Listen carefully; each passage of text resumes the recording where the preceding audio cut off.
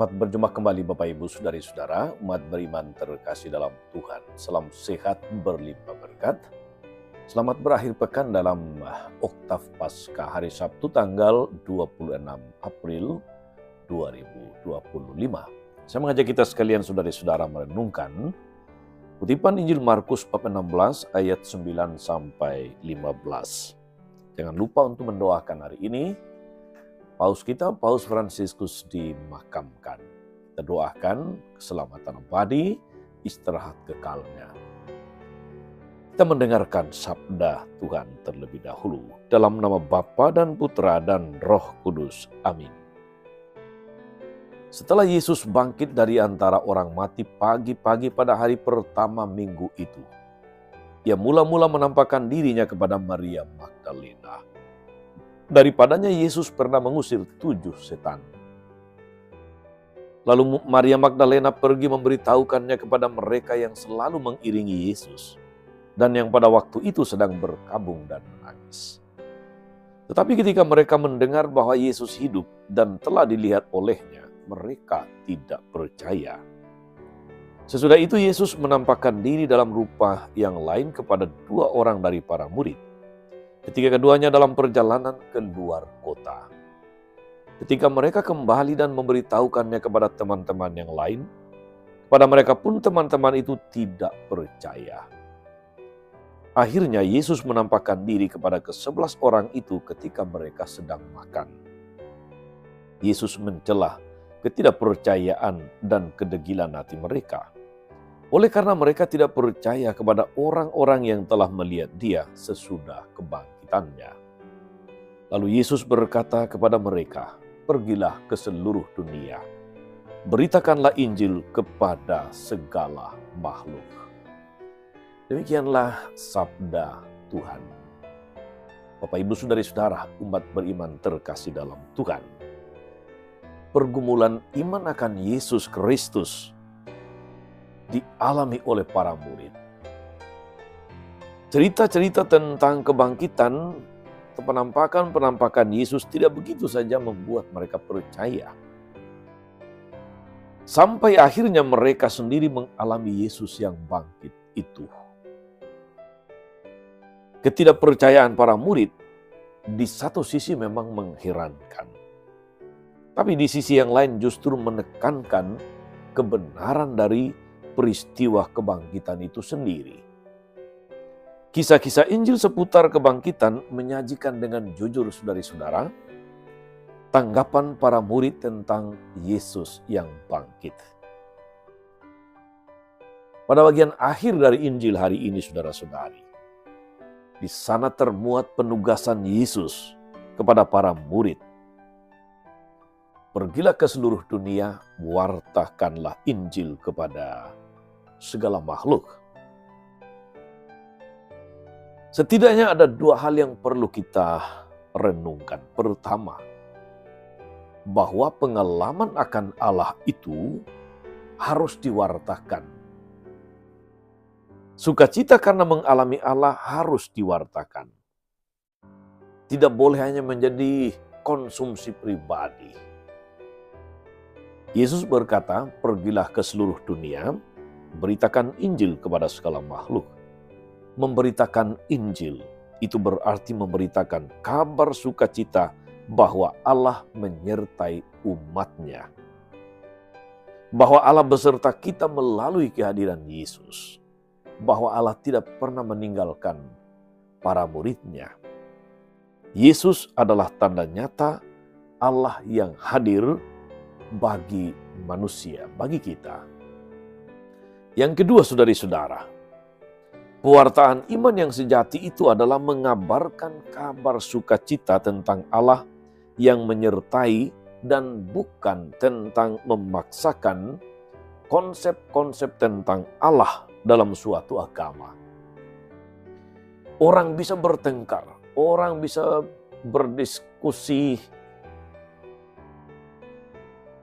atau bahkan berkelahi karena perbedaan konsep.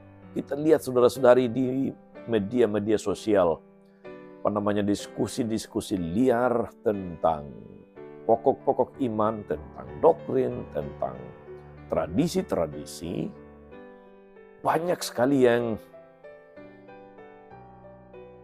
berdiskusi atau kemudian memancing-mancing sebuah diskusi tanpa dia sendiri pahami apa yang didiskusikan. Tanpa belajar banyak tentang latar belakang mengapa suatu tradisi, mengapa suatu ajaran, mengapa suatu doktrin, mengapa suatu konsep tentang Tuhan itu dibakukan dalam sebuah ajaran yang resmi. Akibatnya itu tadi, diskusi liar seringkali jatuh di dalam usaha untuk menjelekkan, menjatuhkan, atau menyerang orang secara pribadi. Dan itu bukan yang dimaksudkan oleh Yesus. Tapi jika yang diwartakan adalah pengalaman akan Allah, pengalaman iman, maka orang akan lebih mudah untuk membuka hati, menerima, sebab pengalaman akan Allah itu sifatnya universal. Menarik saudara-saudari, diskusi-diskusi, podcast atau siaran-siaran televisi terkait wafatnya Paus Fransiskus. Baik oleh Bapak Kardinal, para uskup, tokoh-tokoh yang diwawancarai, tapi lebih-lebih apa yang disampaikan oleh Bapak Kardinal tentang pribadi Paus Fransiskus. Sebagai seorang pribadi yang sederhana, seorang pribadi yang bersahaja, seorang pribadi yang sungguh punya perhatian kepada kemanusiaan, persaudaraan, lingkungan hidup. Seorang yang senantiasa berbelas kasih kepada mereka yang seringkali diperlakukan tidak adil, dimarginalkan di tengah dunia saat ini. Dan Bapak Kardinal mengatakan bahwa segala sesuatu yang dipraktekkan dalam kata dan tindakan dari Paus Fransiskus itu berasal dari pengalaman akan Allah. Paus Fransiskus tidak bicara doktrin, tidak mengajarkan sesuatu ajaran gereja, tetapi kesaksian hidupnya. Bagaimana dia berbicara, bagaimana dia menyampaikan tentang Tuhan, bagaimana dia memperhatikan orang-orang miskin, orang-orang kecil, bagaimana dia memberi perhatian kepada perdamaian, bagaimana dia membangun kolaborasi untuk merawat kebersamaan, berjalan bersama di satu bumi yang menjadi rumah bersama ini. Itu adalah pengalaman akan Allah. Disitulah kesaksian hidup. Maka saudari-saudara, sungguh sangat menjadi suatu pewartaan yang sangat signifikan dan yang membawa pengaruh yang besar, yaitu pengalaman akan Allah di dalam kesaksian hidup yang kita jalankan, dalam praktek hidup yang kita hayati sehari-hari atau hari demi hari.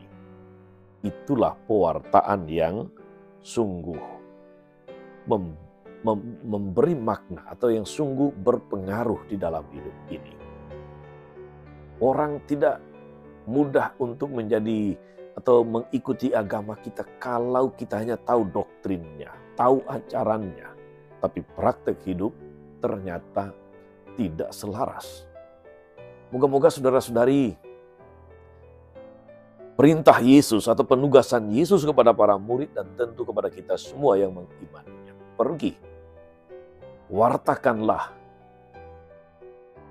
Injil kepada segala makhluk, sungguh meneguhkan kita untuk mewartakan pengalaman akan Allah dalam hidup ini.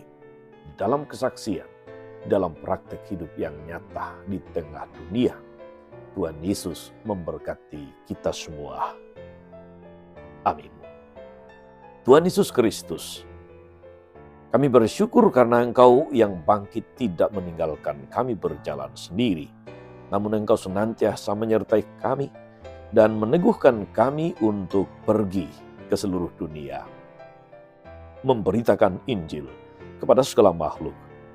Bantulah kami menemukan cara-cara sederhana untuk menyatakan kasih dan penyertaan-Mu di antara sesama kami yang berbeda keyakinan dengan kami.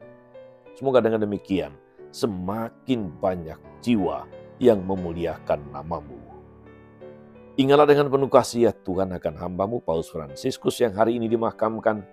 Semoga dia boleh menikmati damai abadi dan boleh menikmati apa yang Kau janjikan kepada setiap orang yang percaya dan melayani-Mu dengan sepenuh hati.